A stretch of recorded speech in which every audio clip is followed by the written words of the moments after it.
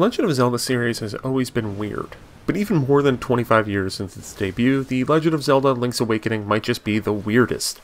Now, the stone-cold Game Boy classic is coming to Nintendo Switch in remade form in 2019.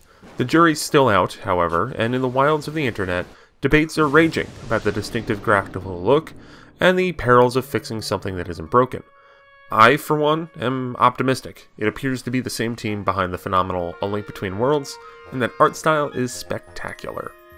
However, I think at this stage of the hype cycle, when all we have is a gorgeous animated intro and less than a minute of smattered gameplay footage, maybe it's better to focus on the origins of Link's Awakening, and why the return of this venerable portable masterpiece is a big deal, for both the Switch and the Zelda series as a whole.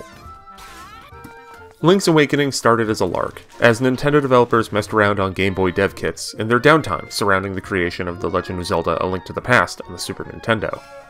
At the forefront of this was Kazuaki Morita, a relatively unsung but prominent programmer that had a hand in nearly every single Mario and Zelda game from 1985 to 1995. In the early 90s, he was hard at work with Link to the Past, and that's when his Game Boy tinkering began. Morita also really likes fishing, which explains the fishing minigame in Link's Awakening, and also a lot of subsequent Zelda games, so it's all his fault. By the time Link to the Past came out in 1991, the game's director, the inimitable Takashi Tezuka, pushed to make a handheld Zelda game. It would be the series' first appearance on the Game Boy, following a pair of NES games and the landmark Super Nintendo adventure. Tezuka's goals initially were to create a straight miniature remake of Link to the Past, almost making the future Link's Awakening remake on a home console a bizarre through-the-looking-glass scenario. However, once the staff got together, primarily made up of the team from Link to the Past, they settled on making a brand new game. It's more interesting that they did, and the Zelda series would lack a lot of what makes it special if we all played a scaled-back Link to the Past on Game Boy in 1993 instead. Over the next year and a half, a bizarre and wacky Zelda game unspooled, unburdened by Ganon, Princess Zelda, and the Triforce. It was a spin-off, focusing on Link's shipwrecked journey on Koholint Island and his quest to wake the Windfish. Tezuka recalled the development in an Iwata Asks. He said, "We made Link's Awakening in a really peculiar frame of mind. We began in the free spirit of an after-school club, so the contents were quite unrestrained." And unrestrained they were, with Mario, Luigi, Kirby, Wart, Chain Chomps, Goombas, Shy Guys, and more making appearances with their sprites more or less unchanged in this Game Boy game. Wart, under the assumed alias Mamu, legitimately plays an important role. Since Game Boy development was still early and more experimental, the developers just basically did what they wanted, ostensibly creating a parody of Zelda.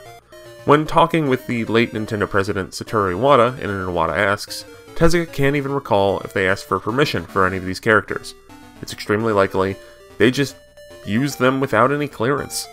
The world of Koholint was colored in by a vibrant cast of characters that, at Tezuka's behest, was inspired by the TV show Twin Peaks. In a way, Zelda's towns over the past 25 years seem to be just a bunch of Nintendo developers geeking out over David Lynch. The core writers for the story were two current Nintendo mainstays, Kensuke Tanabe and Yoshiaki Koizumi. Koizumi actually introduced the Link's Awakening remake during the recent Nintendo Direct, and he's also the general producer for the entire system that is the Nintendo Switch. He has had his hand in all of EPD Tokyo's games, ranging from Donkey Kong Jungle Beat to the more recent Super Mario Odyssey. His first role at Nintendo was working on the instruction manual for Link to the Past, which segued into his role crafting the story of Link's Awakening. Tanabe is another familiar face at Nintendo. He's the shepherd of the Metroid Prime series, in addition to all of Retro Studios' other games, and a whole lot more. His first role in Nintendo was directing Super Mario Bros. 2, but he quickly transitioned to writing stories on Zelda. One of his core contributions was the trading sequence, which was inspired by the Japanese legend of the Straw Millionaire. Much like Morita's fishing minigame, it became a long-running Zelda series trope. As Link's Awakening carved its own path away from the initially proposed Super Nintendo remake, Tezuka laid some ground rules. No Hyrule, no Triforce, no Zelda. This was going to be a spin-off. Tanabe started to shape the world, coming up with the idea of an island dominated by the vision of an egg resting on top of a mountain. Koizumi's contribution was the dreamlike ideas and bizarre villagers, stemming from Tezuka's desire to evoke Twin Peaks. The goal was to make villagers simple and easy to understand, especially given the limited graphics, but also deeper and more interesting to make them more engaging. Much like the vibrant and memorable cast of Twin Peaks, Tezuka instructed Koizumi and Tanabe to make a town filled with, quote, suspicious types. Link's Awakening is the bridge that connects the ambition and scope of Link to the Past to Ocarina of Time, providing the colorful characters that make Ocarina of Time so memorable. The current guiding hand of the Zelda series, Eiji Aonuma, has said that a lot of the Ocarina staff was inspired by Link's Awakening's personality when crafting that Nintendo 64 game. There's a good chance we don't see Ruto, Tingle, Dampé, Agatha, and so many more without the suspicious types of Link's Awakening. And honestly, if, as Tezuka recalled, Shigeru Miyamoto wasn't busy with something and didn't pay us much attention, there's a chance this quirky game never gets made. On Nintendo Switch, Link's Awakening follows a tough act.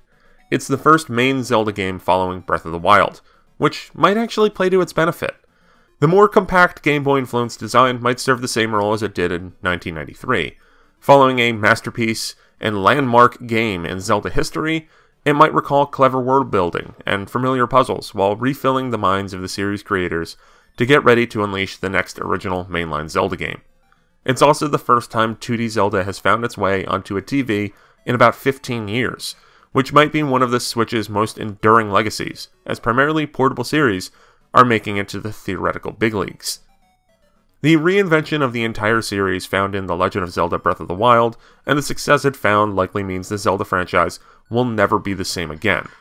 It's encouraging that, as we await whatever twist or bold design choice carries the series forward in its next original 3D or 2D adventure, we can still experience the fun and charm of a remake based on the Zelda series' most memorable and heartfelt lark of a game.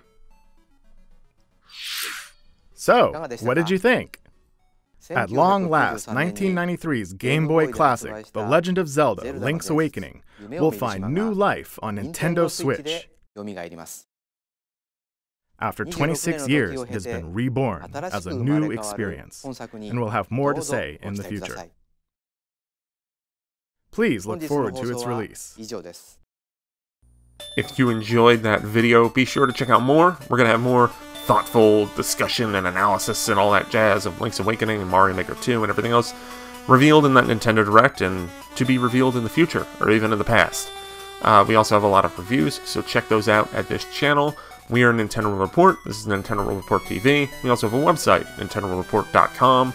You can support us over on Patreon at patreon.com/NWR, and you can talk about video games with us in our Discord, which you can find a link to that in the video description.